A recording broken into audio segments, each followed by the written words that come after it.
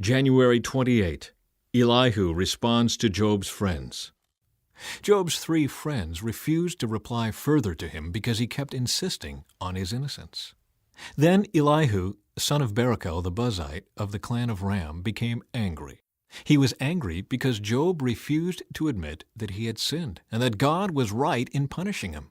He was also angry with Job's 3 friends, for they made God appear to be wrong by their inability to answer Job's arguments. Elihu had waited for the others to speak to Job, because they were older than he. But when he saw that they had no further reply, he spoke out angrily. Elihu, son of Barachel the Buzite, said, "I am young and you are old, so I held back from telling you what I think. I thought, those who are older should speak, for wisdom comes with age. But there is a spirit within people, the breath of the Almighty within them, that makes them intelligent. Sometimes the elders are not wise, sometimes the aged do not understand justice. So listen to me and let me tell you what I think. I have waited all this time, listening very carefully to your arguments, listening to you grope for words. I have listened, but not one of you has refuted Job or answered his arguments. And don't tell me he is too wise for us, only God can convince him. If Job had been arguing with me, I would not answer with your kind of logic. You sit there baffled with nothing more to say. Should I continue to wait, now that you are silent? Must I also remain silent? No, I will say my piece. I will speak my mind, for I am full of pent-up words, and the spirit within me urges me on. I am like a cask of wine without a vent, like a new wineskin ready to burst. I must speak to find relief, so let me give my answers. I won't play favorites or try to flatter anyone, for if I tried flattery, my Creator would soon destroy me."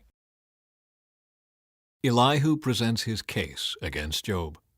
Listen to my words, Job. Pay attention to what I have to say. Now that I have begun to speak, let me continue. I speak with all sincerity. I speak the truth. For the Spirit of God has made me, and the breath of the Almighty gives me life. Answer me if you can. Make your case and take your stand. Look, you and I both belong to God. I, too, was formed from clay. So you don't need to be afraid of me. I won't come down hard on you. You have spoken in my hearing, and I have heard your very words. You said, I am pure, I am without sin, I am innocent, I have no guilt. God is picking a quarrel with me, and he considers me his enemy. He puts my feet in the stocks and watches my every move. But you are wrong, and I will show you why. For God is greater than any human being. So why are you bringing a charge against him? Why say he does not respond to people's complaints? For God speaks again and again, though people do not recognize it. He speaks in dreams, in visions of the night, when deep sleep falls on people as they lie in their beds. He whispers in their ears and terrifies them with warnings. He makes them turn from doing wrong. He keeps them from pride. He protects them from the grave, from crossing over the river of death. Or God disciplines people with pain on their sickbeds, with ceaseless aching in their bones. They lose their appetite for even the most delicious food. Their flesh wastes away and their bones stick out. They are at death's door. The angels of death wait for them. But if an angel from heaven appears, a special messenger to intercede for a person and declare that he is upright, he will be gracious and say, "Rescue him from the grave, for I have found a ransom for his life." Then his body will become as healthy as a child's, firm and youthful again. When he prays to God, he will be accepted, and God will receive him with joy and restore him to good standing.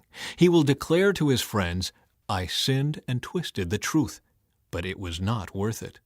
God rescued me from the grave, and now my life is filled with light. Yes, God does these things again and again for people. He rescues them from the grave so they may enjoy the light of life.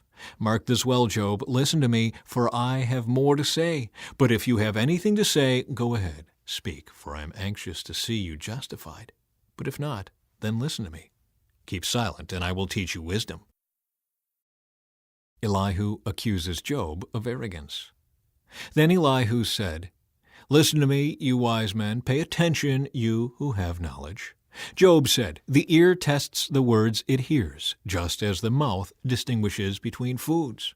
So let us discern for ourselves what is right. Let us learn together what is good." For Job also said, "I am innocent, but God has taken away my rights.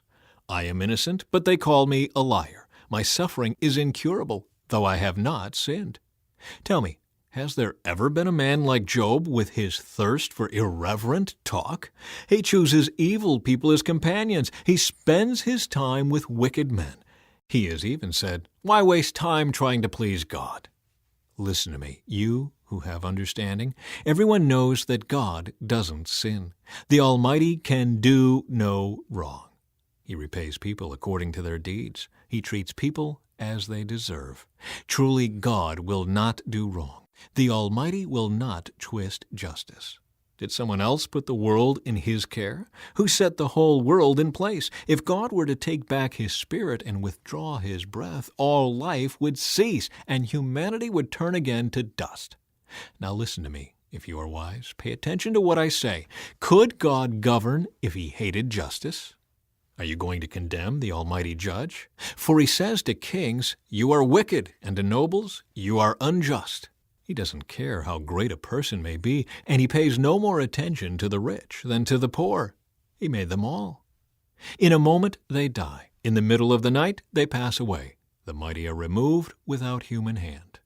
For God watches how people live. He sees everything they do. No darkness is thick enough to hide the wicked from His eyes. We don't set the time when we will come before God in judgment.